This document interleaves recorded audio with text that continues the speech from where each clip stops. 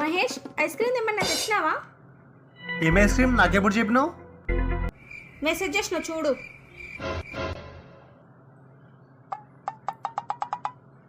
మహేష్ వచ్చేటప్పుడు ice cream తీసుకురా. సిరి నేను ఇంటికి వచ్చేసిన ఐస్ క్రీమ్ తీసుకురాలేదు. చూసారా sir double action. Mahesh Mahesh ఆ, టీ తీసుకో. అయ్యో ఇప్పుడు ఎందుకు లేరా?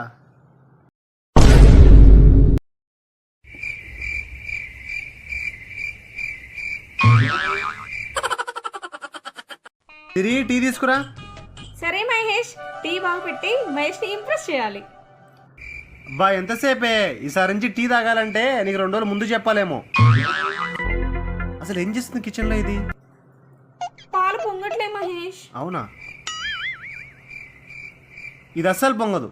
ఎందుకు? ఎందుకంటే ఇది దోసపిండే. సరేలే, ఇడ్లీ అయినట్టుంది, చట్నీ చేస్తా, తినేసే. వందనాలమ్మా అమ్మా వందనాలమ్మా. ఏంటి తాగొచ్చినవా? అంటే అది ఫ్రెండ్స్ కొంచెం ఫోర్స్ చేస్తే కొద్దిగా తాగే బంగారం.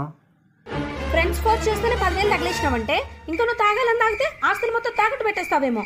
ఉండు నీ సంగతి చెప్తా. ఇంట్లో వాళ్ళందరి పిలిచి రచ్చ చేయకపోతే చూసుకో. సిరి నీకోసం పానీపూరి తెచ్చానే.